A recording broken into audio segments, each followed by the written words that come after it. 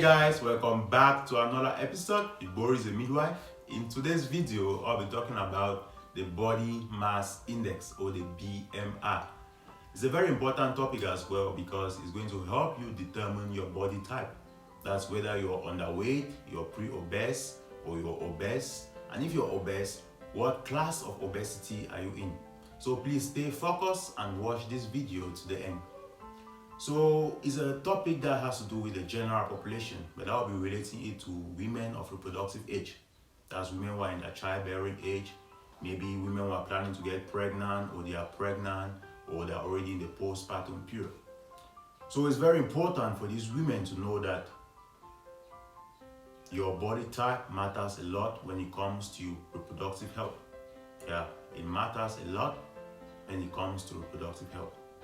So I'll be giving you those risks that are associated with being underweight and those risks that are associated with being obese. Now let's talk about those risks that are associated with being underweight. The most common risks associated with being underweight is that you may have difficulties conceiving. Let me explain. That's because ladies who are underweight are ladies who turn to engage themselves in low carb diets. As they eat little or no carbohydrates. And trust me, when you consume little or no carbohydrates, what happens is that your system releases a hormone called cortisol. And cortisol is a stress hormone. And your immune system in turn sees that as a deficiency in energy or sees you as stress. So your immune system concludes that you don't have enough energy to run your day-to-day activities.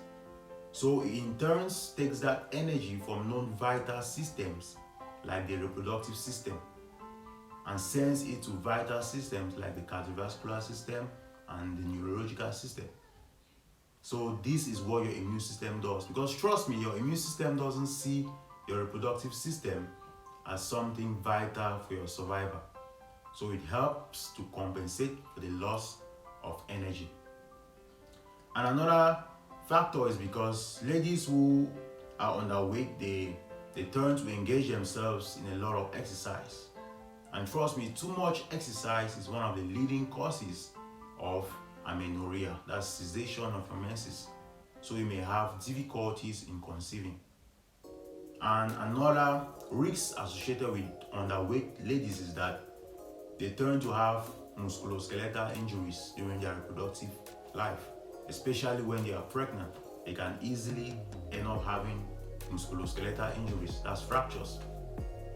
So guys, these are the risks that are associated with being underweight when it comes to reproductive health. Now let's move to those risks that are associated with being obese when it comes to reproductive health. The common risk, or the common one, is gestational diabetes. That's why it's very important that during the first booking, as antenatal clinics, midwives should help get the BMI, that's the body mass index of these women. Because knowing the BMI is very important to help you to prevent any further complications. And it's also important to do a blood glucose tolerance test for ladies that are obese. That's ladies that have been diagnosed as obese. It's important to do a blood glucose tolerance test around the 24 to 28 weeks of pregnancy, because these obese individuals can be at risk of developing gestational diabetes. Gestational diabetes is diabetes that was not previously there, but you suddenly develop it during your pregnancy. And another risk associated with obesity is hypertension. It can be chronic or gestational hypertension, and this may predispose you to cardiovascular diseases. And another common risk associated with obesity is poor mental health. Trust me guys, I know ladies love to appreciate their bodies, and they love others, especially their spouses, to appreciate their bodies. So when a pregnant woman starts feeling that she's no longer appreciated by her spouse or her husband, it's really a big blow to her heart. Obesity can really cause these pregnant ladies intrapartum or postpartum to get into depression. And depression is a very bad thing when it comes to obstetrics. Postpartum depression is so deadly.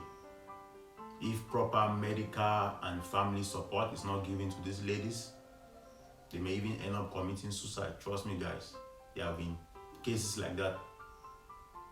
So this obesity can really predispose a woman to having a poor mental health. And another risk associated with obesity is postpartum hemorrhage. Yes, ladies who are fat or they are overweight or they are obese, they are at risk of experiencing postpartum hemorrhage. Another risk is the risk of infection. That's women who give birth through a cesarean section. Because what happens is that after a cesarean section, we always advise these ladies to keep that OP site where the incision was done, to keep it as dry as possible. But the tendency is that obese women, they have overlapping abdomens. So when that abdomen slips and covers that OP site, it heats it up and it becomes moist, and moisture attracts bacteria. So this can cause infection, thereby leading to a longer healing period and longer stays in the hospital. So these are the risks that are associated with being obese. And another risk associated with being obese is that it can cause prolonged pregnancy.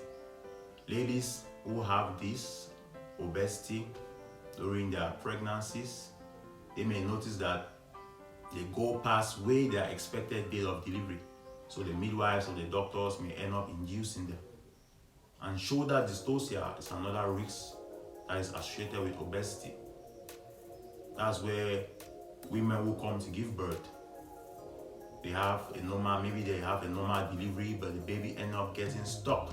As the shoulder of the baby ends up getting stuck behind the symphysis pubis of the woman. That's because women who are obese, they turn to have big babies, macrosomic babies. So this can predispose them to what we call shoulder dystocia. It's an obstetric emergency, and there are maneuvers that need to be applied to remedy this situation, like elevating the woman's legs up to her abdomen. But in doing that, it may still be difficult because the woman is overweight. So applying those maneuvers may still be a problem.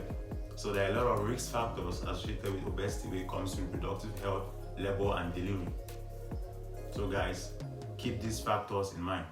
That being said about the factors or the risks associated with underweight and obesity individuals, let's move to the WHO guideline for body mass index. That's the World Health Organization's guideline for body mass index. The WHO has given guidelines that when you see this, then you can tell if you have a normal body type, or you're underweight, or you're pre-obese, or you're obese, and if you're obese, what class of obesity you're in. So let's start with the guideline for pre-obesity. For pre-obesity, the guideline is the body mass index. Sorry, before we do that, let's define what body mass index is. Basically, the body mass index is the weight in kilograms divided by the height in meters squared. So guys, on board, I'm going to give an example towards the end of this video. Okay guys, for pre-obese individuals, the BMI ranges from 25 to 29.9 kilograms per meter squared. And for obese individuals, that's for obesity, the BMI should be greater than or equal to 30 kilograms per meter squared. And obesity has been divided into three classes. We have obesity class 1, where the BMI ranges from 30 to 34.9 kilograms per meter squared. And for obesity class 2, the BMI ranges from 35 to 39.9 kilograms per meter squared. And finally, for obesity class 3, the BMI should range, or the BMI should be greater than or equal to 40 kilograms per meter squared. So guys, for individuals to be underweight, the BMI should be less than 18.5 kilograms per meter squared. So a normal BMI ranges from 18.5 to 24.9 kilograms per meter squared. Okay, let's do an example, guys. Let's say, for example, your body weight is 80 kilograms and your height in meters is 1.6. So in order to know your body mass index, you take 80 divided by 1.6 squared. That means your body mass index is 80 divided by 2.56. And this is going to give you a body mass index of 31.25 kilograms per meter square. So guys, this is the body mass index. And from the WHO standard, or from my knowledge, where does this place this individual? Is this a class 1 obese individual, class 2, class 3, or is an underweight individual? From my knowledge and according to the WHO standard, this individual falls in the class 1 obesity range. So this individual is a class 1 obese individual.